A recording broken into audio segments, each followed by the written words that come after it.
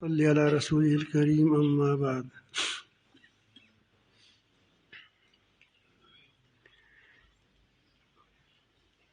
انسان جب دوسرے انسان کے خوشحالی کو دیکھتا ہے یا اس کے پاس مال دولت کو دیکھتا ہے یا علم کو دیکھتا ہے یا اس کی عزت کو دیکھتا ہے یا اس کی منصب کو دیکھتا ہے تو کوئی خوشحالی ہو کوئی خیر ہو اس کو دیکھتا ہے اور اس سے وہ جلتا ہے۔ اس جلنے کا نام حسد ہے۔ اگر یہ ہو کہ اللہ تعالیٰ مجھے بھی ایسا علم دے دے کہ میں بھی وہ تیرے دین کی خدمت کروں یا تیرے راستے میں مال لگا دوں تو یہ رشک ہے۔ اور حسد جو ہے یہ شیطانی کام ہے۔ پہلا حاسد یہ شیطان تھا۔ وہ کہتا کہ میں سینئر ہوں اور یہ انسان جونیئر ہے۔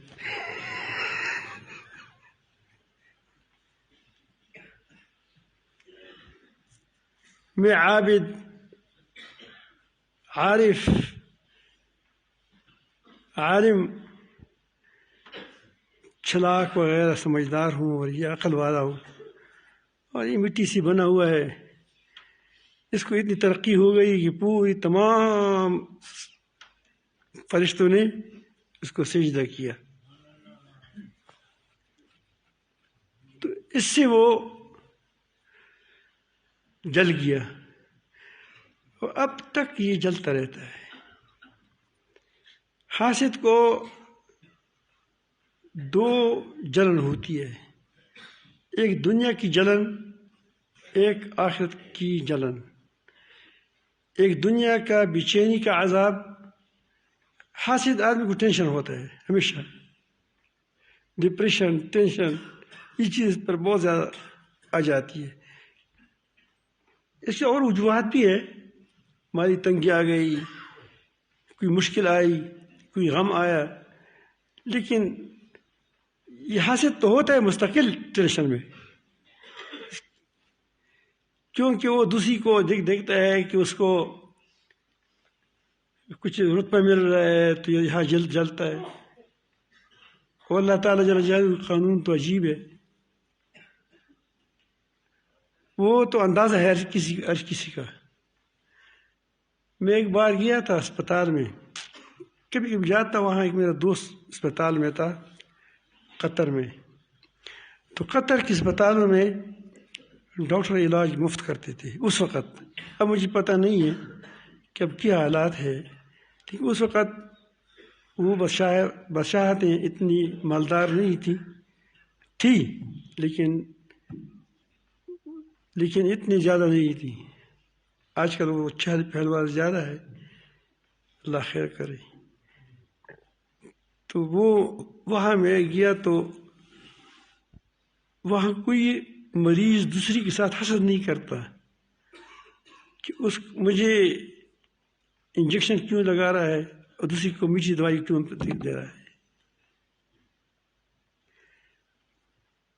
اور وہ اس کے دل میں اس کو قدورت نہیں تھی دوسری کے لیے۔ بعضوں کو مرغیاں ملتی تھیں، وہاں یہ فارغ مرغی وہ نہیں، جو اس کو وہ بھون لیتے ہیں۔ بعض کو رس ملتا، رس نہیں یہ جو پھیکا سا ہوتا ہے، سرخ چائے ملتے تھے۔ لیکن کوئی بھی یہ نہیں کر رہا تھا کہ مجھے دوسری سے وہ جل گیا ہو کہ دیکھو وہ مرغی کھاتا ہے، یہ کوئی پاگل ہو۔ لیکن باقی سب کہتے کہ یہ میرا علاج ہے۔ انسان اگر یہ سمجھے کہ جس حالت میں میں ہوں اور جس حالت میں وہ ہے اس کے لیے وہی اچھی ہے، میرے لیے یہی اچھی ہے، تو کوئی حسد نہیں ہوگا۔ یہ میرا علاج ہے، یہ اس کا علاج ہے۔ تو اللہ تعالیٰ جل جلالہ اس کا رتبہ بڑھائے گا، اس کو وہ سکون نصیب کرے گا کہ گویا جنتان، ایک دنیا کی جنت ہے قناعت، اور دوسری آخرت کی جنت ہے، وہ تو ملے گی اس کو۔ لیکن اگر وہ یہ کہتا ہے، حسد کرتا ہے، تو یہ بیچارہ، وہ کہتے ہیں کہ موم بتی جو ہوتی ہے یہ جب جلتی ہے تو خود اپنے آپ کو جلاتی ہے۔ اس طرح حاسد آدمی اپنی ہی آگ میں جلتا ہے، جلتا رہتا ہے، جلتا رہتا ہے، اور وہ ہمیشہ اس تگ و دود میں ہوتا ہے کہ میں کسی کے لیے کوئی جو ساتھ اس کا وہ ہے رتبے، اس کے رتبے کو کم کیا جائے، اس کے لیے کوئی کنواں کھودوں۔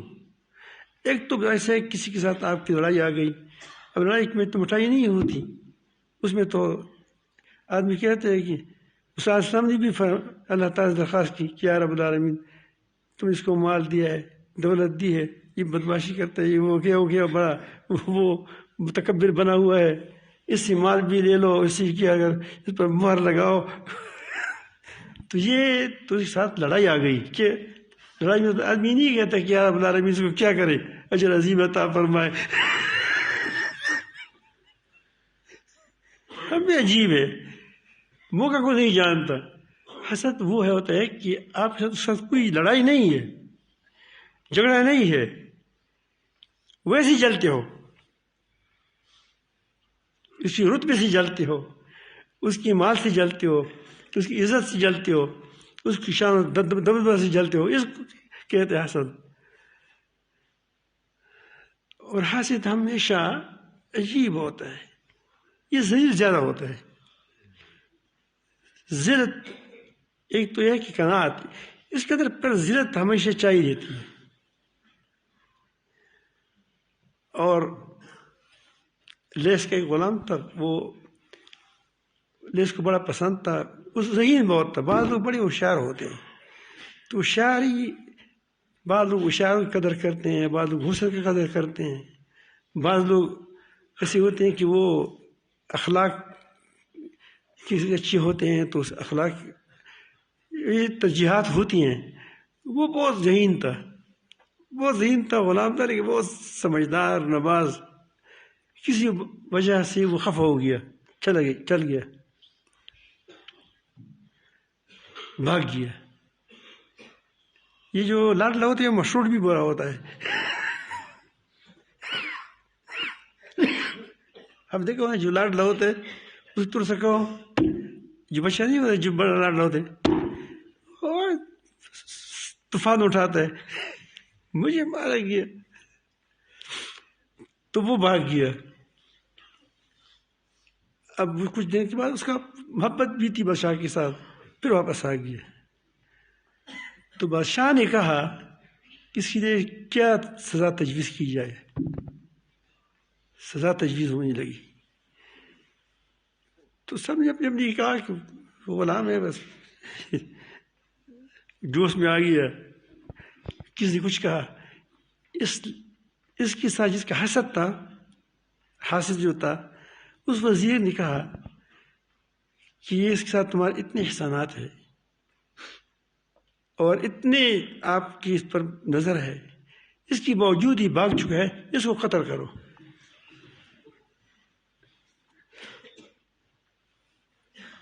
تو بادشاہ نے، لیس نے اس کو کہا، غلام کو، کہ تمہارا کیا خیال ہے؟ انہوں نے کہا کہ میں نہیں چاہتا کہ تم جہنم چلے جاؤ، کیونکہ میں نے اتنی غلطی نہیں کی ہے کہ میں موت کا مستحق ہوں، پھر آ گیا ہوں، خود گیا تھا، خود آ گیا، لیکن میں چاہتا ہوں کہ میں 100 سر قربان تم سے، کوئی بات نہیں ہے کہ تم جہنم نہ چلے جاؤ، مجھے یہ وہ ہے، وہ افسوس ہوگا کہ آپ جہنم میں ہوں گے۔ تو پھر اس نے کہا پھر کیا کرنا چاہیے؟ اس نے کہا کہ میں اس کو قتل میں اس وزیر کو قتل کروں گا، وزیر کو قتل کروں گا تو مجھ پر قصاص واجب فرض ہو جائے گا، واجب ہو جائے گا، تو اس کی قصاص میں مجھے قتل کر دو۔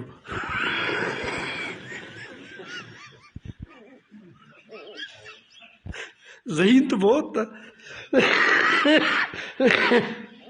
تو اس نے اس کو کہا کہ بھائی کیا کیا جائے، اس وزیر کو کہا کہ اب کیا کرے، اس کو اجازت دوں کہ تم یہ قتل کر دے؟ اس نے کہا کہ معاف کر دو۔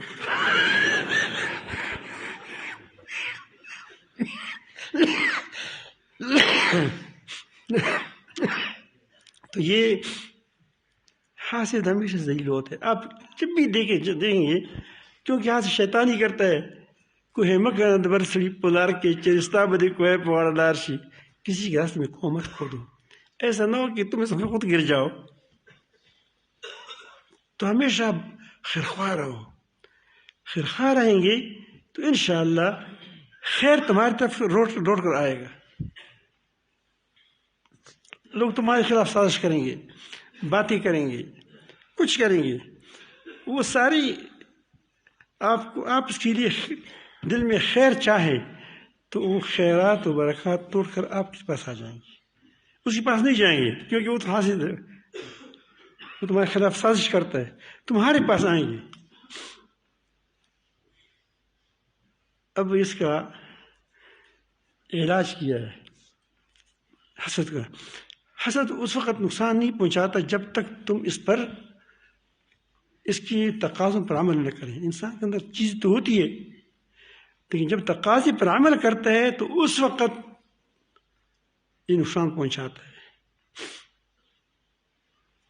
اگر اس کے تقاضے پر عمل نہ کرو تو کوئی نقصان آپ کو نہیں ہے۔ ٹھیک ہے، آپ کو تکلیف تو ہوگی لیکن اور نقصان آپ کو نہیں ہوگا۔ اس لیے اللہ نے فرمایا من شر حاسد اذا حسد، جب ہوا حسد پر اتر آ جائے۔ تو اگر آپ کے اندر اپنے اندر کوئی حسد محسوس کرتے ہیں، کسی کی کمی چاہتے ہو کہ کم ہو جائے، تو پہلے تو آپ یہ سوچ کریں کہ تقدیر پر آپ کا ایمان ہونا چاہیے کہ ساری چیزیں مقدر ہے۔ میرے لیے جس میں خیر ہے، جس میں نے کہا کہ میں ڈاکٹر گیا تھا، اسپتال میں گیا تھا، میرے لیے کالی چائے اور اس کے لیے دودھ پتی دونوں کیا ہے، برابر ہے۔ میرے لیے یہ مفید ہے، اس کے لیے یہ مفید ہے، اس کے لیے انڈا مفید ہے، میرے لیے رس مفید ہے۔ واللہ یعلم وانتم لا تعلمون، ہم نہیں جانتے، آگے میں صحت یاب ہو جاؤں گا، پھر شاید مجھے بھی اچھی چیز مل جائے۔ تو یہ اللہ رب العالمین جل جلالہ دنیا کو دارالامتحان بنایا ہے، یہ اسپتال ہے، یہ تربیت کرتے ہیں ہماری۔ تو اسی لیے اگر آپ اس دنیا کو تربیت گاہ سمجھیں نا تو آپ کو کوئی تکلیف نہیں ہوگی۔ حضرت غلام غوث ظاہر رحمۃ اللہ علیہ کے بارے میں مجھے حضرت میرے بہت پیارے دوست محبوب حضرت مولانا محمد عزیز الرحمن ازاری رحمۃ اللہ علیہ، اللہ تعالیٰ اس پر رہا رحمت نازل فرمائیں، اس کی اولاد سے دین کا صحیح قبول مقبول خدمت لے لیں، الحمدللہ کام کر رہے ہیں۔ تو وہ کہتے کہ ایک دور وہ تھا کہ اس کو تھوڑا سا سیاست سے دلچسپی تھی زیادہ، وہ جو انتخابی سیاست تھی، انہیں جمہوریت جب آیا تھا لوگ تمام مسلمان کہتے تھے کہ جب سارے مسلمان ہیں، جب ہم کہتے ہیں کہ اسلام کو ووٹ دے تو سارے دے دیں گے۔ اس کا خیال نہیں ہے کہ کرسی کا ایک طالب ہے، کرسی ایک ہے، طالب کیا ہے، مطلب سب ہے۔ تو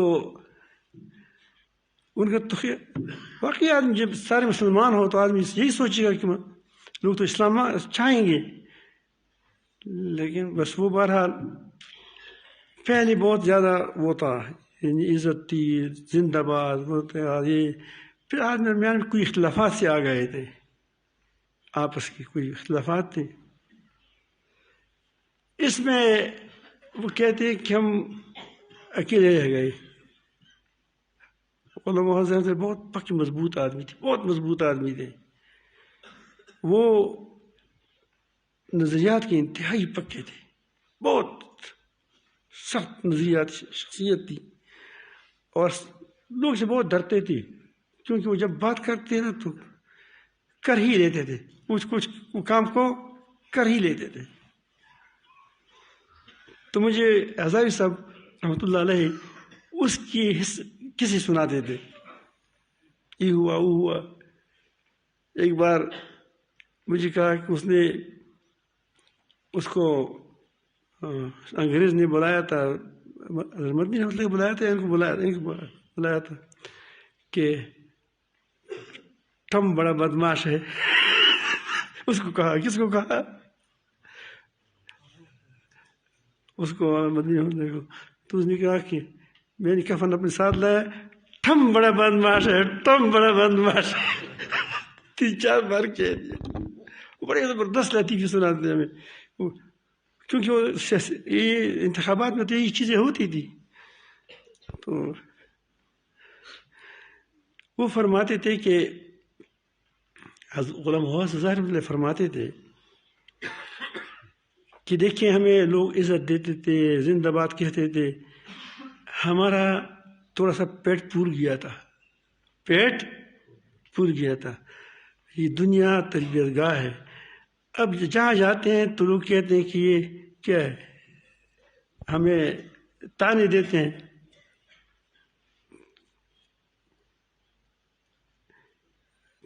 تو اس وقت غالباً اس کا خیال یہ تھا کہ بٹو کو رہنے دے، یہ بٹو کیا ہے، یہ اس سے کام نکالو، یہ کرسی کے شوقین ہے، باقی سارے کام کریں گے. ایسی کوئی بات تھی، میں تو نہیں جانتا کس چیز پر اختلافات تھے. مفتی محمود رحمۃ اللہ کے ساتھ اختلافات تھے. تو اس کی پارٹی زیادہ تھی، یہاں وہاں زیادہ لوگ چلے گئے تھے، اور یہاں وہ کہتے کہ 2-3 ہم رہ گئے تھے. جہاں بھی جاتے تو ہمیں کیا وہ تانے پڑتے تھے. تو کہتے کہ وہ ہمیں کہتے کہ آپ خفا نہ ہو جاؤ، یہ تربیت دنیا تربیت گاہ ہے. اب یہ وہاں جہاں کہیں ہم عزت ہوتی ہے تو وہاں ہمیں پیٹ پھول جاتا ہے، اور جہاں بھی تھوڑا سا ہمیں ڈانٹا جاتا ہے تو ہمارا جلاب ہو جاتا ہے. جلاب جانتے ہیں، یہ پیٹ ٹھیک رہتا ہے، ایسا ہم ٹھیک رہتے ہیں. تو دنیا تربیت، اگر آدمی اس بات کو سمجھے کہ دنیا تربیت گاہ ہے تو کوئی تکلیف نہیں ہے. اگر کسی نے گالی دی، سمجھو کہ یہ میرے اندر کوئی نہ کوئی تکبر آیا تھا، اس نے ہمارا کیا تھوڑا صفائی کی. اگر کسی نے کوئی آپ کو وہ تکلیف پہنچائی، کہو کہ یہ میری مقدر تھی. یہ نہیں کہ اس کو میں نے نہیں کہتا کہ آپ دعائیں کریں، کیونکہ انسان کی دعا نہیں نکلتی دل سے، لیکن یہ ہے کہ کم از کم پریشان نہ ہو. انشاءاللہ اس کے لیے آپ کو ایک اجر ملے گا. میں نے دیکھا ہے جن لوگوں نے زیادہ سختی اوائل میں گزاری ہوتی ہے، اس کے لیے بعد میں بہت آسانیاں ہو گئی ہیں. تحریکات میں جن لوگوں نے زیادہ محنتیں اٹھائی ہیں، اس کو زیادہ اس پر اللہ پاک نے مہربانی فرمائی. وہ زیادہ کیا پرسپ ہو گئے، وہ اس کو زیادہ کیا رگڑا دیا گیا. تو آپ اس سے پریشان نہ ہو، کہو کہ تقدیر ہے، جتنا وہ ہو گیا اسی میں خیر ہوگا. انسان تکرہ شیئا وہو خیر لہ، اگر اس کو اللہ پاک زیادہ دیا ہے تو اس کو اللہ پاک اور دے دے. اب 3 کام کرے آپ. ایک تو اس کو کبھی کبھی ہدیہ بھیجا کرے. تمہارا دل تو نہیں چاہے گا، وہ کہتے کہ یا اللہ جس ساتھ تمہارا حسد ہے اس کو دل چاہتے کہ میں ہدیہ اس کو بھیجوں. وہ آپ کے خلاف باتیں کرتا ہے، کبھی کبھی ہدیہ بھیجو. زیادہ نہ ہو تھوڑا بھیجو، 3 روپے دے دو، کچھ نہ ہو پھر 2-4 بھنڈی بھیج دو. نفس تم کو بہت پریشان کرے گا کہ بہت غلط کر رہے ہو. کہو کہ بس یہ علاج ہے میرا. تم بھی بڑی مست ہو، وہ بھی میرا دشمن ہے لیکن تم بھی تو اس سے کم نہیں ہے. واقعی تو بہت بڑا دشمن ہے. وہ تو باہر کے ایجنٹ ہے، تم تمہاری خاندان کے ہو، میرے اندر رہتی ہوئی شیطان کی ایجنٹی کرتے ہو. جس قوم کے اندر اپنا قومی آدمی امریکہ کا ایجنٹ ہو، اس کو آدمی کو بہت غصہ آتا ہے نہیں آتا کہ ہے پاکستانی اور پاکستان کی کاتی ہو، پاکستان کی وہ ساری مراعات پاکستان سے لیتے ہو، اور ایجنٹی کس کے کرتے ہیں؟ امریکہ کے کرتے ہیں. وہ بے انتہائی بے وفائی ہوتے ہیں. یہ بے انتہا بے وفا ہے، ہمارے ساتھ رہتا ہے، ہمارے ساتھ کھاتا ہے پیتا ہے. ایجنٹی کس کا کرتا ہے؟ شیطان کا کرتا ہے. تو اس کو خوب ڈانٹو، اس سے آپ کو مزہ آئے گا.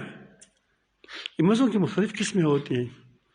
اگر ایک بار آپ نے نفس کو ہاتھ ڈال دیا، یقین جائیں آپ کو اتنا مزہ آئے گا.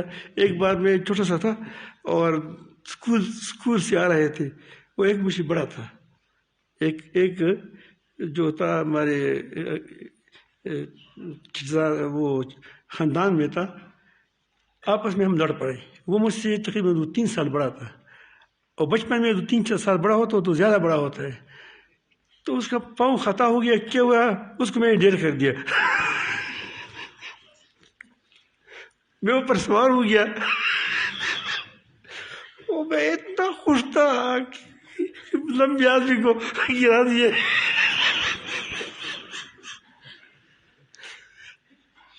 اب وہ اوپر سے نیچے سے مجھے ہاتھ سے مار رہا ہے، اور میں اتنا خوش ہوں کہ مجھے کوئی پتہ نہیں چلتا.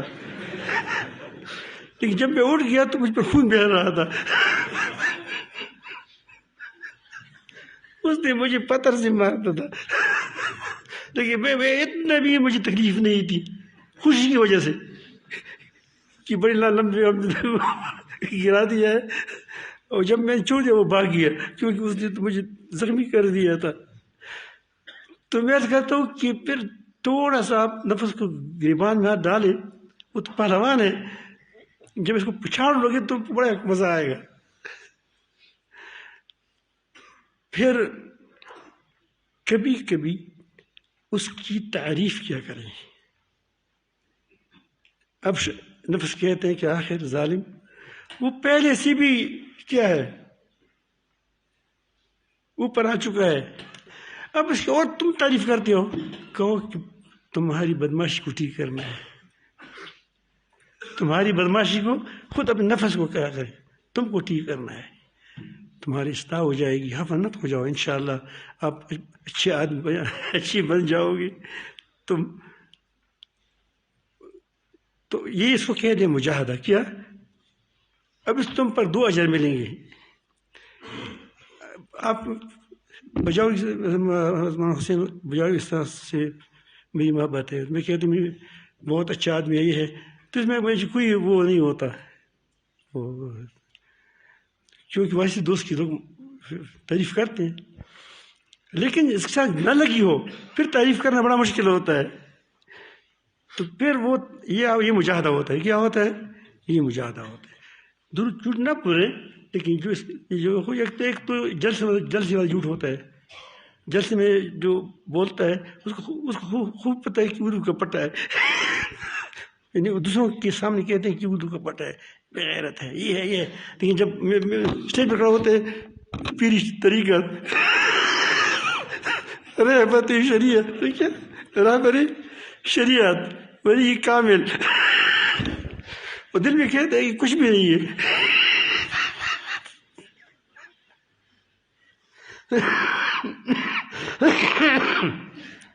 تو آپ اس کی واقعی جو اس کی تعریف ہے، یا اس میں اندر یہ خوبی ہے، اس کے اندر یہ خوبی ہے. وہ خوبی بیان کریں. اس میں تم کو تکلیف ہوگی لیکن اس کے بعد آپ ایک مزہ محسوس کریں گے اور آپ ایک فائدہ محسوس کریں گے کہ وہ آپ کو دوسری چیز سے نہیں ملے گا، اس مجاہدے سے ملے گا.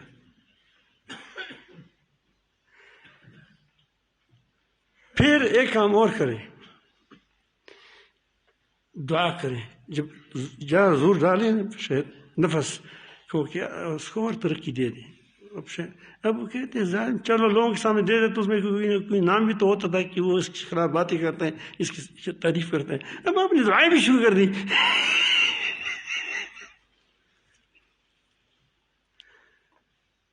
لیکن آپ کچھ عرصے کے بعد اگر آپ نے کام کیا تو اس کی دل پر اثر ہو جائے گا، یا تو آپ کا دوست بن جائے گا. اگر پھر بھی وہ ٹھیک نہیں ہوتا تو دیکھیں گے وہ چلتا جائے کیا اس کو ہٹایا جائے گا. انبیاء علیہ السلام کو آپ تاریخ دیکھیں، یہ معاملہ ان کے ساتھ تھا.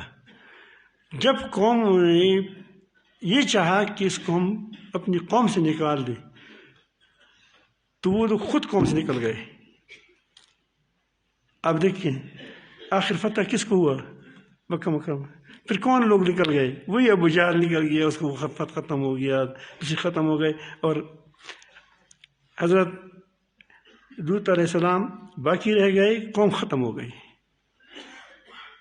اس کو نکالا جائے گا، فکر نہ کریں. بشرطے کہ تم خرخواہ ہو، اپنی طرف سے خرخائی کریں اور وہ جو کرے کرنے دیں. اپنے اخلاق دوسروں کے لیے خراب مت کرو. اپنے اخلاق اگر وہ آدمی بدخواہ ہے، غلط آدمی ہے، تو تم غلطی کیوں کرتے ہو؟ ہاں یہ ہے کبھی کبھی میدان جنگ میں وہ چیزیں کام آتی ہیں، پھر جب آ جائے پھر ڈٹ جایا کریں. جب میدان میں ہو، میدان میں چھلانگ لگائے پھر بھاگو مت. پہلے نہ کود پڑو، کودو مت. لیکن جب کود جاؤ پھر کیا ہے؟ پھر یا آر یا پار، پھر آر یا پار جاؤ جا کر. تو جہاد کی اصول اور ہے. اس کا مطلب یہ نہیں کہ آپ جہاد نہ کریں، آپ دشمن کے ہاتھ مت مروڑیں. سمجھ آئی بات؟ گردن بھی مروڑیں، ہاتھ بھی مروڑیں، لیکن جب موقع ہو اس کا. اگر صرف آپ کے اندر حسد ہے، میں لڑائی کا علاج نہیں بتا رہا کہ آپ لڑائی مت کرو، ورنہ کبھی کبھی بدماش کو تو کیا لاٹھی سے ٹھیک کیا جائے گا. میں تو صرف کہتا ہوں کہ اگر آپ کو کسی حسد ہے، کوئی آپ کی ویسے آپ کی اس کی دبدبے سے پریشان ہے، اس کی عزت سے پریشان ہے، اس کی منصب سے پریشان ہے، اس کی مال سے پریشان ہے، اس کی عزت سے پریشان ہے، میں یہ بات کر رہا ہوں. سمجھ آئی بات؟ یہ نہیں کہ آپ اب اس امریکہ کو دعائیں شروع کر دیں کہ وہ نا اللہ پاک اس کو ایسے تباہ کر دے کہ اس کو پھر سے اڑا دے. کیونکہ ہمارے بچوں کو شہید کرتے ہیں، بچوں کو شہید کرتے ہیں، ہمارے ماؤں کو بیوہ کر دیتے ہیں، ہماری بہنوں کو شہید کرتے ہیں.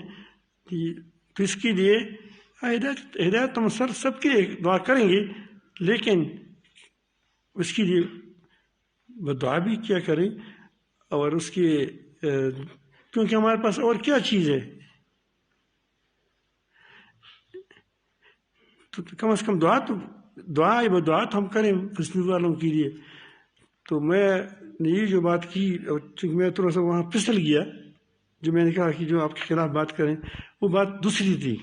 اس سے تو انسان کو غصہ آ جاتا ہے، لیکن وہ اگر آپ نے معاف کر دیا تو اس میں بھی اللہ پاک آپ کو اجر دے گا، بشرطے کہ وہ میدان جنگ نہ ہو، میدان جنگ نہ ہو، جنگ کا موقع نہ ہو. یہ میں نے دراصل حسد کے بارے میں کہا تھا کہ حسد اسی پر کی جاتی ہے کہ جس میں کوئی نعمت ہو. مولانا فضل حکیم صاحب کو ایک دن میں نے کہا کہ شاہ صاحب کے ساتھ اس نے شاہ صاحب سے فلان لوگ حسد کرتے ہیں، پشاور والی ہمارے پشاور حضرت مولانا سید اللہ شاہ صاحب دامت برکاتہ مدعا. تو میں نے اس کہا کہ بہت اچھا آدمی اس وقت کیوں حسد کرتے ہیں؟ وہ کہتے ہیں کہ ایسا تو اچھی لوگوں سے ہوتا ہے، گدروزی کو اور حسد کرے.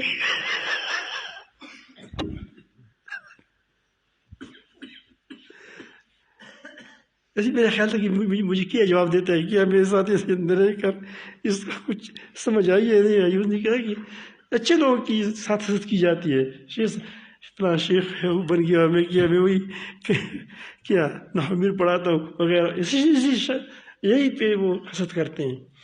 تو انشاءاللہ آپ میرے خیال میں سمجھ گئے.